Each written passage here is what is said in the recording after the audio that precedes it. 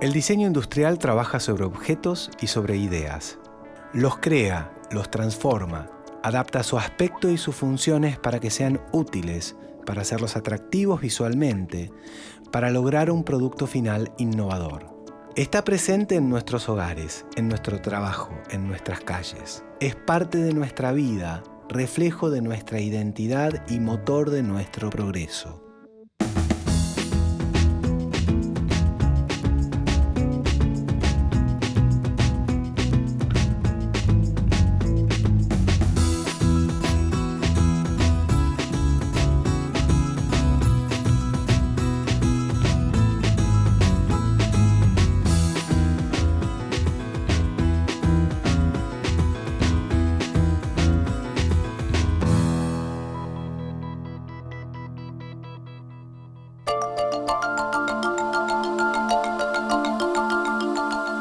La agricultura es una actividad en constante evolución y crecimiento. Por su historia, por sus condiciones naturales y por la eficiencia que han desarrollado sus productores, la Argentina ha logrado emerger como uno de los líderes mundiales en el desarrollo de la agroindustria. Las fábricas, talleres y polos industriales relacionados con actividad agropecuaria se han transformado en el motor de muchas economías regionales y respaldan la apuesta fuerte al crecimiento sostenido de la actividad. Desde el diseño industrial hay todavía mucho por hacer, nuevas maquinarias que atiendan los intereses y las realidades de todos los productores del país, un campo de aplicaciones y soluciones que recién despierta. O sea, la planta es la vista superior de la máquina, ¿no? Parece un Fórmula 1 desde arriba. Este joystick lo que hace es, cuando yo tiro el joystick hacia adelante, estoy acelerando el avance de la máquina y cuando lo tiro hacia atrás, estoy acelerando el retroceso de la máquina. A primera vista, cuando vimos llegar la máquina, daba la sensación que parecía, hablando de película, parecía un Transformer la máquina. Ezequiel Castro, Javier Bertani y Vera Cade, tres jóvenes diseñadores industriales que se conocieron en la Facultad de Diseño de la Universidad de Buenos Aires, abrieron su estudio rodeados del cemento de la gran ciudad. Nunca se imaginaron que uno de sus primeros grandes logros profesionales vendría del campo. Un pulverizador es una máquina agrícola autopropulsada en este caso, quiere decir que tiene motor y se mueve por motus propio, ¿no? Hay una persona que la maneja y que tiene unos brazos extensibles que por medio de un tanque de producto, ¿no? Hay una solución química, eso por medio de una bomba hacia los brazos manda el producto que se pasa sobre el campo, sobre los cultivos, en el caso para protegerlo de plagas o de todo lo que sea, lo que ataque a los cultivos, ¿no? Ellos tenían ya desarrollado en gran parte la planta motriz, lo que es el chasis, la parte donde va el motor, del sistema de movimiento de ruedas y demás. Y nosotros venimos como a abarcar toda la parte que es visible de producto, ¿no? Todo lo que es la percepción de la máquina. Empezamos a jugar con líneas que tienen más que ver con la automotriz. O sea, estamos traspolando, llevando cosas que se hacen en lo automotriz al agro. Empezamos a darle coherencia al producto. El pedido del tanque fue un ítem muy importante, que es con lo que en un punto comenzamos a trabajar muy fuerte desde un principio. Se quería trabajar en una forma que cumpliera con un par de ítems muy importantes. En la parte posterior alojaba la cabina, envolvía la cabina de personal.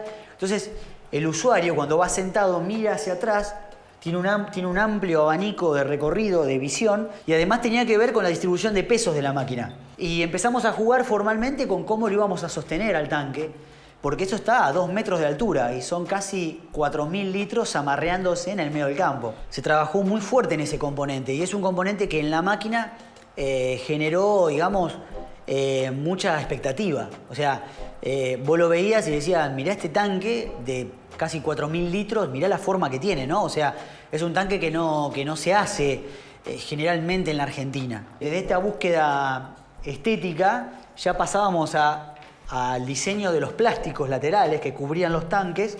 Entonces buscábamos algo mucho más moderno que tuviera que ver con las motos, con lo que es KTM, BMW, con superficies muy puras, pero filosas, y donde hay entradas de aire, y jugábamos con darle un poco de velocidad a la máquina, ¿no? Cuando comenzamos a desarrollar la trompa, hicimos un relevamiento del estado actual. Era una trompa muy cuadrada, con planos muy definidos, muy recta. Entonces tratamos de darle un poco más de velocidad, de ablandarla un poco, de generar quizás fluidez, ¿no?, en la forma. Entonces, de esto que era lo que teníamos actualmente, o sea, de algo que era como muy definido entre planos, ¿no?, muy cuadrado, pasamos a líneas un poco más jugadas, digamos, ¿no? O sea, un poco más de filo.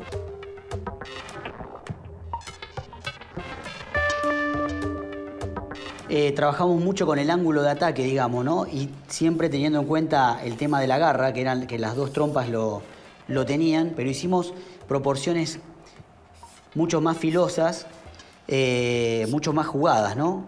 Por ejemplo, desde la planta mismo de la máquina. O sea, la planta es la vista superior de la máquina, ¿no?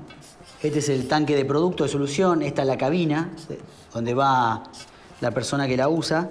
Parece un Fórmula 1 desde arriba. Acá tenés la trompa, que se afina hacia el conductor. ¿Por qué? Porque el conductor acá, desde el centro, tiene que poder ver por encima de la trompa. Entonces siempre estás priorizando el ángulo de visión. Gabriel Badalasi es uno de los responsables de la firma Caimán.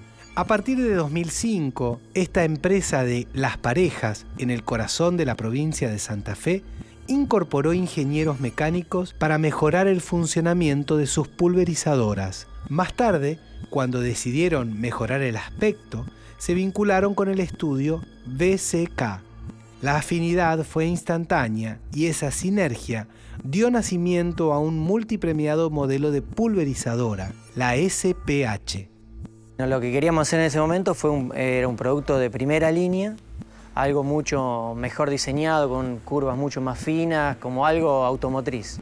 Y bueno, y la SPH fue un poco tirar todo lo que teníamos y empezar de cero.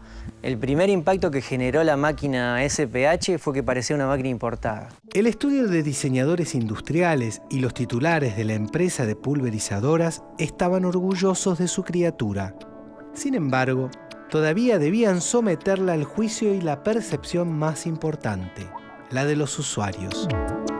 Y cuando llegamos y la vemos, realmente quedamos impresionados. Admiramos el diseño y las características de toda la máquina, que se adaptaba a lo que realmente nosotros estábamos buscando. A simple vista parece futurista, ¿no? Hablando de película, parecía un Transformer la máquina, realmente, porque en relación a las máquinas actuales ha cambiado muchísimo lo que es el diseño.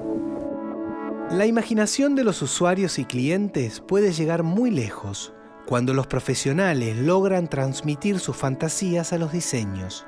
Esa creatividad que nace generalmente en la infancia suele a veces representarse con dibujos que un día se corporizan y se vuelven realidad. Toda la vida dibujé desde muy chico y es algo que era de todos los días. Irme de vacaciones y en vez de estar en la playa estaba en la carpa dibujando en la mesa. Yo soy del interior, de Carmen de Areco, 140 kilómetros, fanático de los camiones y las motos, más que de los autos, y pasándomela en los talleres. Desde muy chico sabía que me iba a dedicar a diseñar o me gustaba lo que se moviera, siempre lo que se... Y tengo cuadernos y cuadernos que me lo guardaron mis viejos con dibujos. Qué sé yo, salía la Coupé Fuego GTA en el 90 y la rediseñaba. O sea... o salía un camión y le cambiaba la trompa. Cuando el diseño y la ingeniería se fusionan, los límites se corren. Aparecen la innovación y el desarrollo. Los botalones de una pulverizadora son los brazos articulados que se extienden para esparcir el producto en el terreno. Los tres amigos y diseñadores propusieron reemplazar los botalones de acero de la SPH por unos de fibra de carbono mucho más livianos y de mayor alcance. Para eso se contactaron con la firma King Composite, que fabricaba mástiles de fibra de carbono para veleros de competición. Incorporaron un material que no se utilizaba en ese segmento y generaron un caso de innovación cruzada.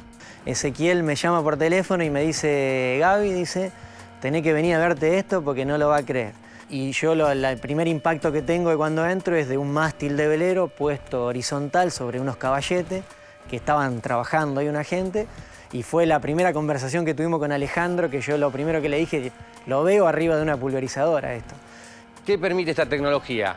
Permite que, a cambio de los botalones que se usaban anteriormente, que son todos de acero, que generan estructuras pesadas y que hacen imposible llegar a anchos de labor de más de 30 metros. Al reducir el peso considerablemente sin perder resistencia, logro hacer estructuras mucho más largas, de hasta 22, 25 metros de largo, a cada lado del mismo tractor.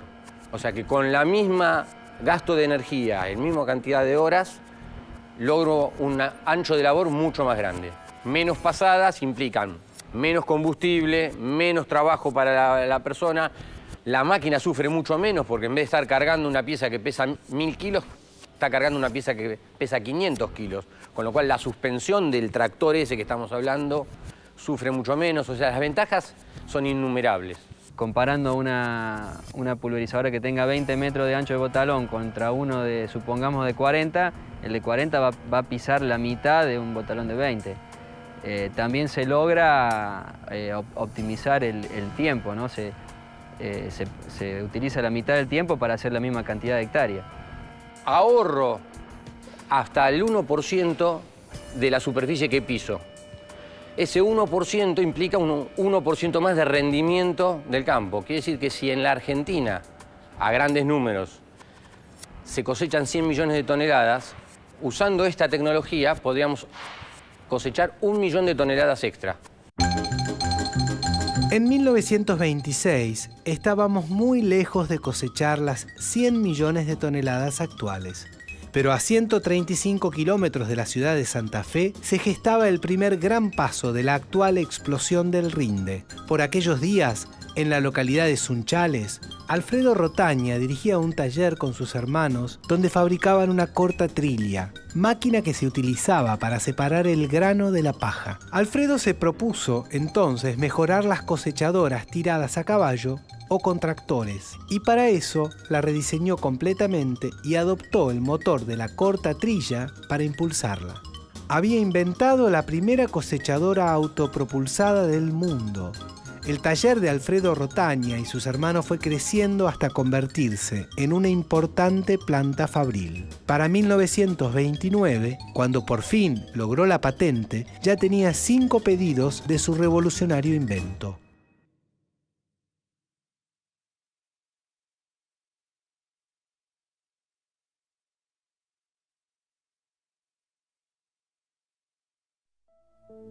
Cientos de emprendedores como los Rotaña, que poblaron el centro y sur de Córdoba y Santa Fe, la llamada Pampa Gringa, sembraron la semilla del deseo de progreso, de la inventiva y el talento.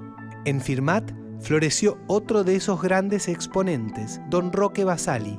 La fábrica de cosechadoras que fundó cumplió más de 70 años. El diseñador industrial Martino Lavarría es el encargado de desarrollo de la planta. Intenta honrar con su trabajo la memoria de aquel pionero y rescatar la experiencia y el oficio de los miles de operarios calificados que pueblan la región.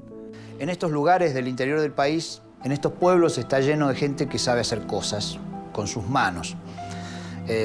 Cientos de torneros, de matriceros, de modelistas, de soldadores, de plegadores de chapa, de embutidores de chapa. Tengo una chapa finita así, tengo que hacer un agujero y el agujero cuando pongo la mecha me sale cuadrado. ¿Cómo hago para que el agujero salga redondo? Si la mecha es redonda, gira en redondo y el agujero sale cuadrado. Y pasa, ¿no? Porque hay pequeños desfasajes que hacen que se mueva y sale cuadrado. Entonces viene un viejito de esto y te dice, toma, ponle un trapo abajo de la mecha a ver cómo sale redondo. Vos decís, ¿qué? Pone el trapo y sale redondo. Vos decís, ¿este tipo de dónde la sacó esta? Pavadas, ¿no? Porque son pavadas. Con ellos se aprende infinidad de cosas, ¿no? Infinidad de cosas que desde las facultades, sobre todo las facultades de diseño, donde la cosa está en light. Todo es muy light en el diseño, ¿no? El hecho de uno poder hacer todo este tipo de experiencias en estos lugares, con esta gente, con estos tipos así tan especiales, tan sabedores de cosas, a uno lo va moldeando, lo va formando, lo va templando, ¿no?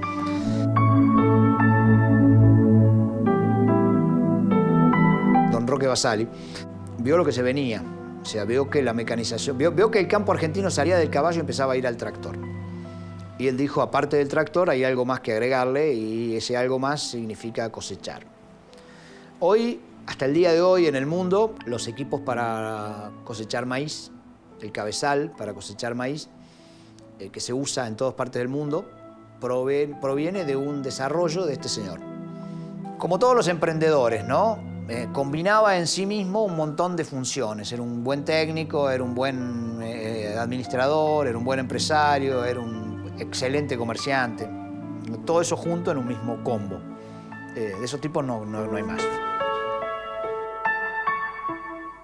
En los últimos 50 años, el diseño de cosechadoras tuvo en cuenta la incorporación de tecnología tanto como la mejora en las condiciones de trabajo de los operarios.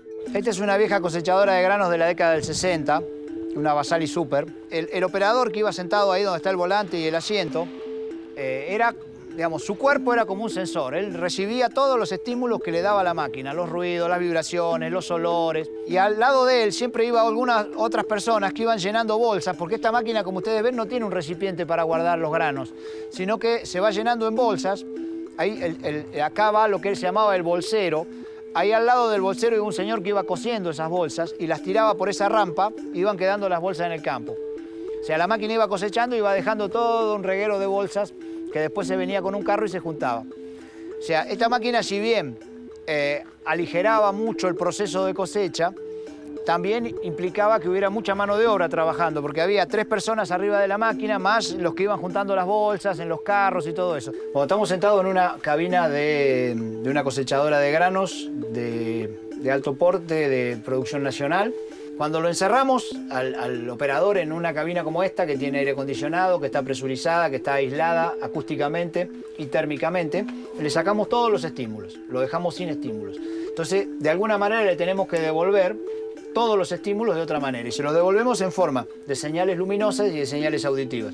Desde la información de lo que pasa con el motor, más la información de todos los órganos mecánicos de la máquina, más la información del rendimiento que la máquina va teniendo en la cosecha. Todo esto es hoy una cosechadora de granos y todo esto es hoy cualquier máquina agrícola moderna. O sea, la distancia que hay entre aquellas máquinas y hoy y estas de hoy parece gigantesca, ¿no?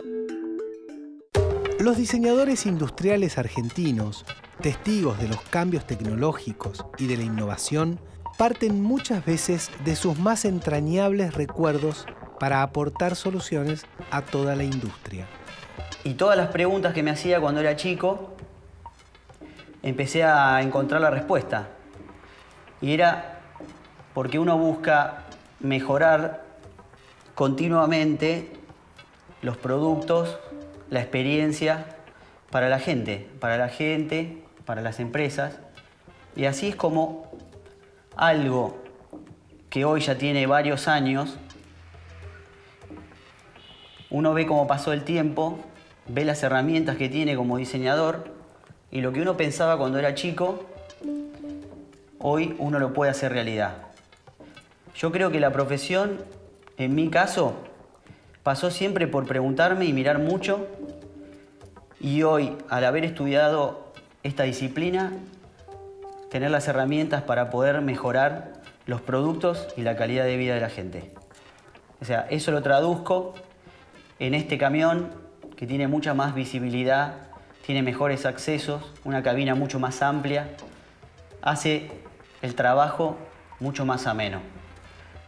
Desde la primera cosechadora automotriz de 1929 A las máquinas con diseño futurista del siglo XXI, la agroindustria argentina ha recorrido un largo y sinuoso camino, pero ha demostrado infinidad de veces que aún en los tiempos más difíciles sabe retomar la senda y posicionarse como uno de los líderes mundiales en la materia.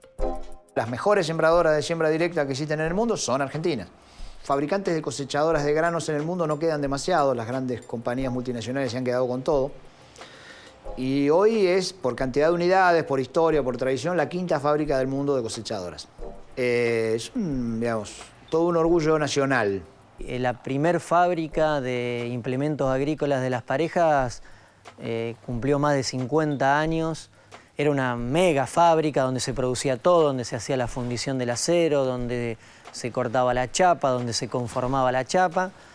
Hoy las fábricas trabajan muy diferente, por lo menos las más nuevas como Caimán. Tenemos una visión de futuro como de una empresa automotriz, que seamos una ensambladora y trabajar en los diseños, que nos provean esas partes que nosotros diseñamos, ensamblarla y dársela al cliente tal cual él nos la pidió a nosotros. Por ejemplo, el fabricante de nuestros tanques de fibra, de los de arrastre y de las cabinas que tienen mucha parte de fibra, es un antiguo fabricante de cajones de muertos de Las Parejas que lo hacía en fibra y después mutó a un fabricante de tanque y de cabina. ¿Por qué? Porque vio nosotros teníamos la necesidad, él podía hacerlo y bueno, y se va armando toda la cadena. El crecimiento sostenido de la industria nacional que opera desde el año 2003 generó oportunidades concretas para los diseñadores industriales argentinos.